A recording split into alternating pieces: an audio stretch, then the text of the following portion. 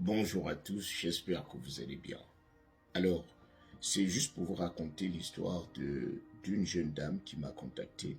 En fait, elle m'a fait part de son histoire et j'ai trouvé que son histoire pouvait inspirer beaucoup plus de femmes. Alors, elle et son mari se sont mariés, elle était encore jeune et elle était professeure. Elle a décidé d'abandonner tous ses projets pour rejoindre son mari, c'est-à-dire rejoindre le projet de son mari. Alors, après quelques années, son mari a commencé à avoir des problèmes un peu financiers. Et tout, étant donné que tout reposait sur lui et que la femme ne travaillait pas réellement, la femme ne comptait que sur son mari, la femme n'obéissait qu'à son mari. Après, elle a trouvé que cette situation devenait un peu gênante. C'est-à-dire lorsqu'elle-même elle a besoin des petits produits de beauté, lorsqu'elle a besoin de se satisfaire un tout petit peu, il faut qu'elle aille se gratter la tête devant son mari. Et comme vous le savez, son mari passe déjà par des moments difficiles et à la maison, ça devient compliqué. Pour que l'argent de la popote soit donné, il faut faire toute une plaidoirie. Alors, ayant fait ce constat amer, la femme décide de se bouger, de dire je ne peux pas rester comme ça. J'ai aussi des choses que je connais, que je peux bien faire valoir. J'ai aussi de la connaissance que je peux bien faire valoir. Mais elle remarque à chaque fois qu'elle essaye de mettre en place un projet et qu'elle parte, comme on nous dit, il faut obéir à son mari, il ne faut rien cacher à son mari, il faut présenter tous les projets à son mari. Elle prend un projet qu'elle a mis sur pied et elle dit, bon, voilà mon mari, j'ai envie de faire ceci. Son mari lui dit non.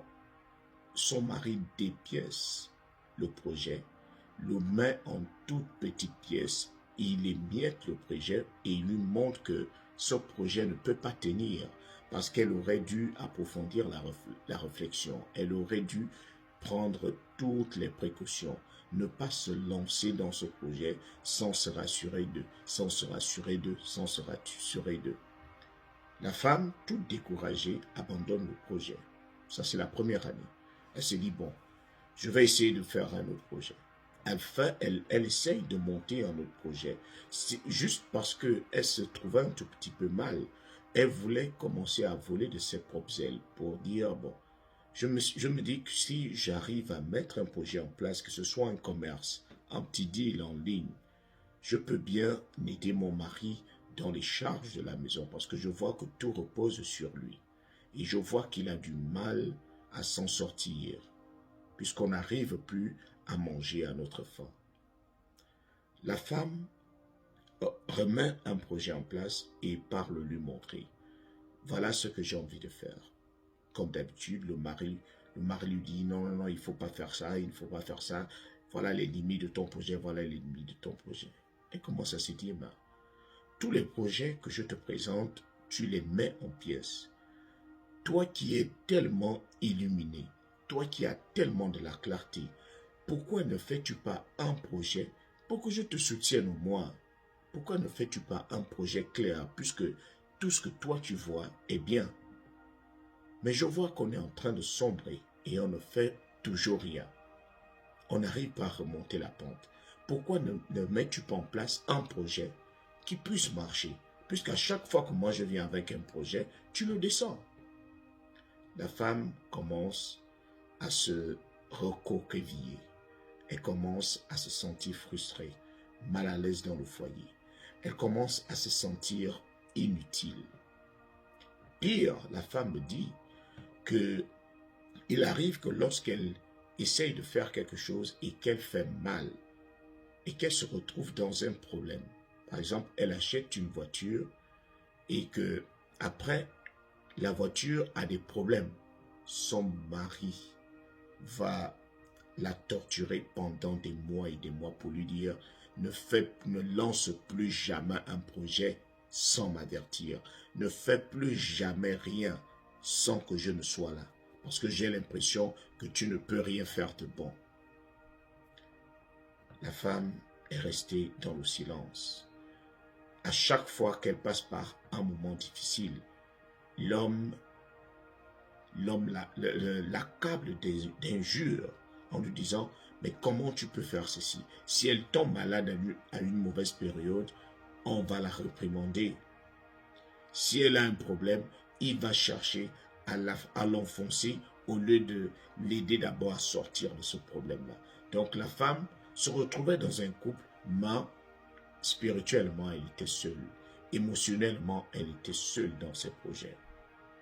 Alors, lorsque la femme me contacte, je l'écoute religieusement et je lui dis, ton mari n'est pas tellement mauvais parce que rien qu'à travers ton récit, je vois qu'il a beaucoup de qualités. Je vois que c'est un homme orgueilleux. Je vois que c'est un homme qui aime porter la culotte et qui veut que toutes les décisions passent par lui. Je dis c'est bien, mais cela aussi a des inconvénients. Voilà ce que tu peux faire. Je te le propose. Après, toi-même, tu pourras voir si tu dois l'appliquer. À chaque fois, à l'avenir, si tu as un projet, monte ton projet. Ne le lui dis pas. Ne lui montre pas ton projet. Lance ce projet. Si ça ne marche pas, tu avales. Personne ne saura que tu as lancé un projet. Et si ça fonctionne, viens lui présenter les fruits de ce projet. Ce sera un bon geste pour lui faire comprendre que tu n'es pas inutile, pour lui faire comprendre que ta tête n'est pas vide, pour lui faire comprendre que toi aussi, tu as de bons projets, toi aussi, tu as de belles idées, toi aussi, tu peux faire quelque chose qui peut mal commencer, mais qui peut bien finir. Il va commencer, s'il est intelligent, il va commencer à se dire, finalement, ma femme a des bonnes idées. Voilà que je suis en train de manger les fruits de son idée. Parce que si tu lances un projet, n'attends pas que tout vienne toujours de ton mari. Il peut arriver que tu aies un mari qui veut que tout passe par lui, mais lorsque toi tu regardes à l'horizon, il n'y a pas d'avenir sérieux. Essaye de ton côté, essaye de lancer un projet, même sans le lui dire. Il va se fâcher s'il le découvre après, mais s'il y a des fruits positifs, il va se calmer. Il va commencer à te faire confiance. C'est juste pour montrer que toi aussi, tu peux bien faire les choses. Dieu ne vous a pas mis ensemble pour rien. Dieu ne vous a pas mis ensemble pour que toi, tu viennes seulement t'asseoir et te dire, j'attends que la lumière provienne de lui. Non, la lumière peut provenir de toi. Dieu peut passer par toi. La bénédiction peut passer par toi. La femme a continué en me disant, imagine que notre salon, les fauteuils que nous avons dans notre salon sont vieux. Et lorsque je lui parle qu'on essaye de changer ce fauteuil, il me montre à quel point il n'a pas d'argent. Il me montre à quel point je me soucie plus du matériel. Alors que c'est lui qui reçoit ses amis, je me dis que, étant donné qu'il reçoit des amis, il faudrait qu'il y ait au moins quelques fauteuils présentables. J'ai demandé à la femme, est-ce que toi-même tu as un peu d'argent? Elle dit, j'ai un peu d'argent, mais j'hésite toujours à faire un projet sans lui dire. Je dis, lance.